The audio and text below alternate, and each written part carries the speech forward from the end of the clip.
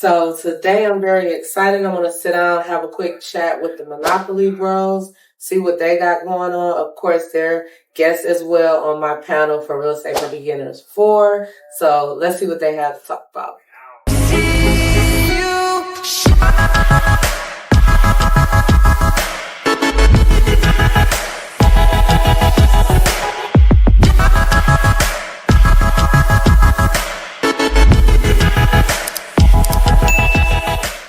Hey, how are you? Good. Good to see you. Good to see you as well, for sure. Have a seat. Good to see you. All right. Have a seat there. All right. So we're back with more guests that's on our panel for Real Estate for Beginners. We have the Monopoly Bros. You guys got some awesome things going on. I know that Eric was on our panel last year, but we didn't. You had just had a baby, I think. Yeah. How's the baby? Good. Well, not one. One just turned one. Yeah. So driving you crazy yet? A little bit. At least what you're saying. Right. Yeah. So this year I was like, definitely need to bring you guys back, and definitely wanted to get both of you on, just kind of talk about what y'all got going on. So kind of just give me an idea of what y'all been doing lately. Yeah, I think, we've been really focusing on mixing wholesaling with flipping. And we've been actually looking at working on partnerships more. So whether that's raising money from private investors to friends and family to even people that follow us, we're just really looking to garner partnership to take down more projects. Okay. And that's been really fun. That's kind of new for us. Usually this is either like one person or bank money, but now that we're kind of venturing to the individual, it's been awesome to kind of work out partnerships to take down these deals. Okay, love that. So have you been doing mostly buying holds or buying flips or both? Honestly, all three. I think between wholesaling, flipping, and buying holds, we literally look at each deal. We say which one do we want to work on. So it's been all three. Yeah, our strategy is probably a lot more conservative than a lot of investors in Detroit. But we kind of offset that by, most of our deals we don't really lose money on. Okay.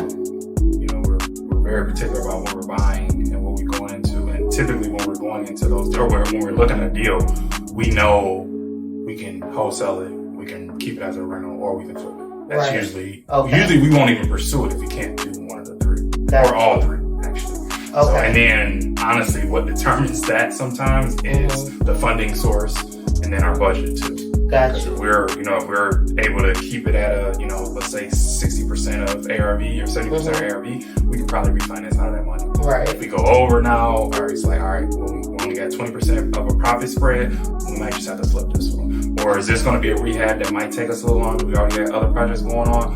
Do we kind of need some capital coming back in? Because a lot of people, if you buy and flip, a lot of times you're cash poor. All right, we just need to wholesale this one to get some capital back in so we can keep some things rolling or buy another house. Gotcha. So it truly depends on the deal, where we're at in our cycle of other projects, and also just what we have going on just internally. Okay, so how do each of you play like a role in what you do, or how does that work? 100%. So I'm full-time.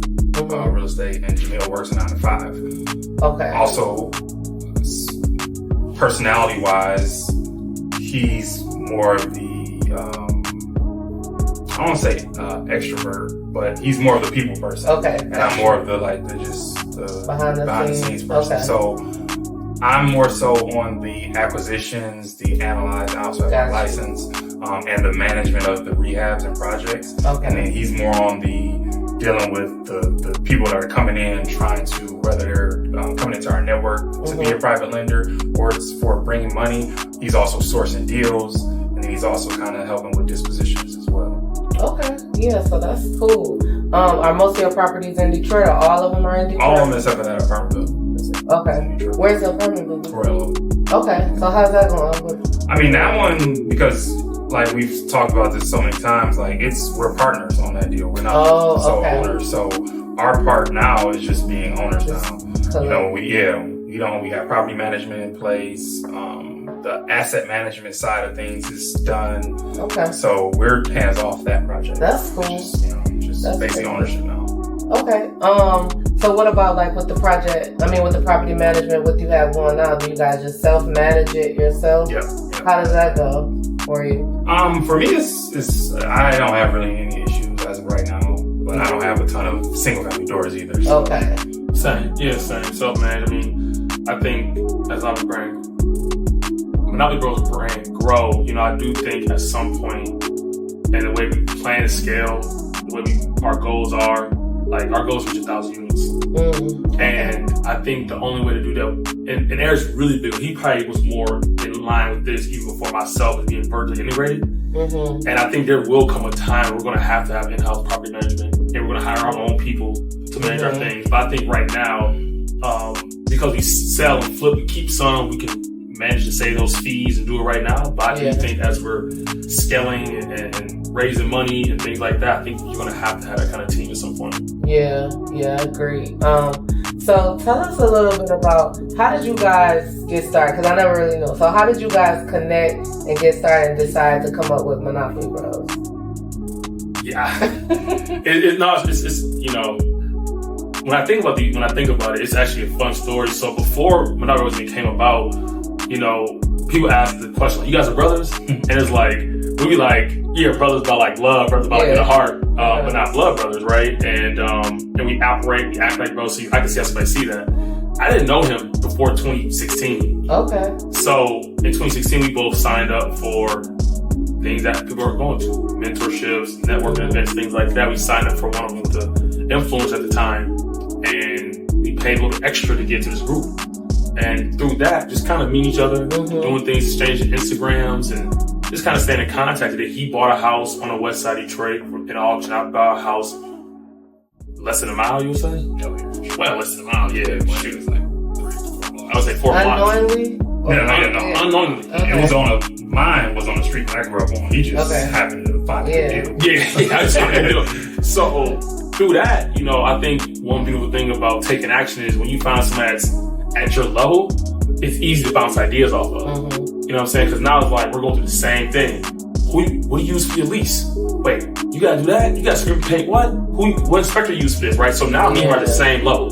So we're growing together unknowingly. We're just trying to help each other out. Mm-hmm. And back operating like brothers, right? Just helping each other out. And so over time, we've been kind of growing to a certain degree in the same trajectory. He might have took off a little bit more wholesale flipping, but like we're kind of both growing. Yeah. Until he called me with this famous, I'm gonna start calling it the famous call.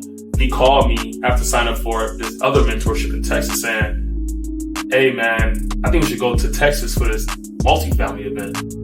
And I never said yes so fast, other than to my wife. So it's like, yeah, let's go. And from that day, we went down to Texas. It was purely multifamily. We dangers want to leave early because we got everything we need. It was we already got the sauce. You doing what? Oh, you just get a line of credit for your stocks. Then you use your 401k on top of that. And you get the percent. And you can put that on showing your credit. And you put that on your first, and as your down payment, you source this money from. Oh, so we come back.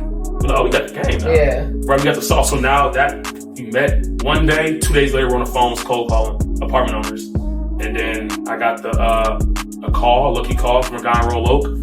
And we started to transition to bringing in partners in that group to buy a multifamily deal.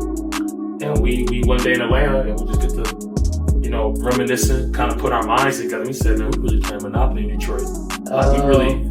Okay. It was crazy. Real Monopoly, like in the sense of the game where you go greenhouses to hotel. Right. We went single family to apartment deal. Yeah. And I was like, oh, this is like, because we had, in the midst of that, like he's making that story extremely short. Yeah. Like in the midst of all that's going on, it's like, I'm selling single family houses. I done bought a duplex. I done sold a duplex. He done bought a duplex. He done sold a single family house. It's like we're literally trading pieces. Yeah. And then we get this apartment deal, which is the hotel. Yeah. So, I like that. So it was real. It's not a play on words. Yeah, it's actually real. Like really. Yeah. That's cool. And I don't know if I think I explained to you before about real estate for beginners, but it's kind of near and dear to my heart because it's truly intentional. It's not really, like I said, like throwing an event or anything like that just to throw something. It's really trying to educate the community because that's what's missing. Right. Like just me sitting down here having this conversation and, you know, the words that, the knowledge that you're putting out just in this last 5 minutes is tremendous.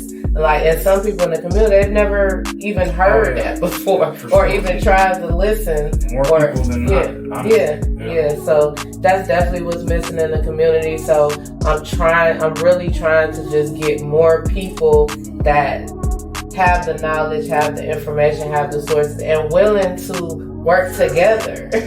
Yeah, because just like you guys came together it's like 2 minds is better than one. So if y'all can help each other out in any way, that's perfect. But that's how everybody gotta be. Like we all gotta contribute. So yeah, so I'm really excited about having you on the panel. I appreciate both of you so much for taking the time to come here, for getting on the panel, for everything you're doing for the community, everything. So appreciate it. That's all to y'all. Thank you. Everything. Thank you. Yeah, for sure.